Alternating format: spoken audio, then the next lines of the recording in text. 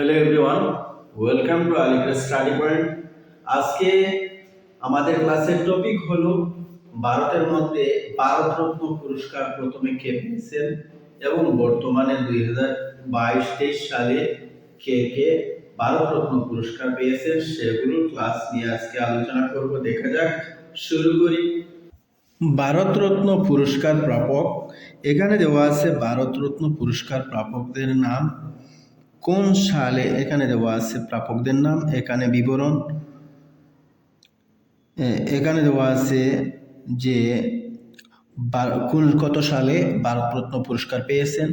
1954 সালে প্রথম ভারতরত্ন পুরস্কার পেয়েছেন স্বাধীন ভারতের শেষ গভর্নর জেনারেল এবং পশ্চিমবঙ্গের প্রথম রাজ্যপাল, যিনি হলেন রাজা চক্রবর্তী রাজা গোপালাচারী। 1954 সালে আরও একজন পেয়েছেন, উনি হলেন ভারতের প্রথম উপরাষ্ট্রপতি সর্বপল্লী রাধাকৃষ্ণন, ভারতের প্রথম উপরাষ্ট্রপতি ও দ্বিতীয় রাষ্ট্রপতি যিনি ছিলেন। 1954 সালে অন্য একজন পেয়েছেন চন্দ্রশেখর ভেঙ্কটরমন, যিনি নোবেল পুরস্কার জয়ী পদার্থবিজ্ঞানী, যিনি ভারতরত্ন পুরস্কার পেয়েছেন 1954 সালে। 1955 সালে পেয়েছেন ভগবান দাস, যিনি স্বাধীনতা কর্মী ছিলেন, একজন শিক্ষাবিদ, থিওসফিস্ট।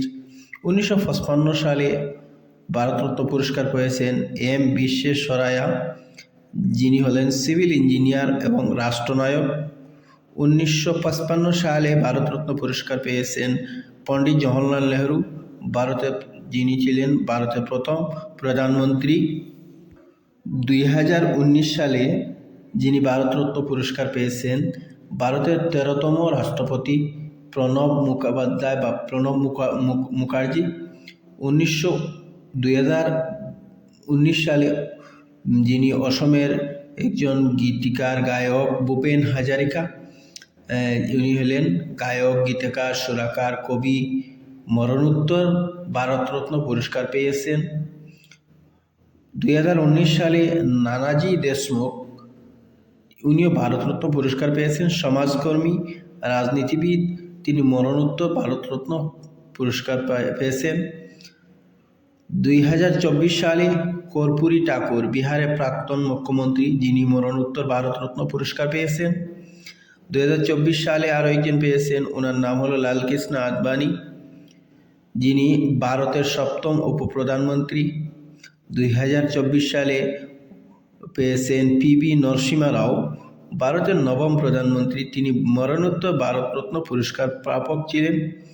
2024 সালে চৌধুরী চরণ সিং, যিনি ভারতের 5ম প্রধানমন্ত্রী, মরণোত্তর ভারতরত্ন পুরস্কার পেয়েছেন।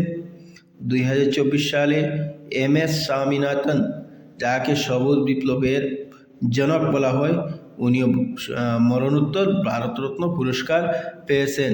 এতক্ষণ আলোচনা করলাম ভারতের মধ্যে ভারতরত্ন পুরস্কার প্রাপকদের নাম।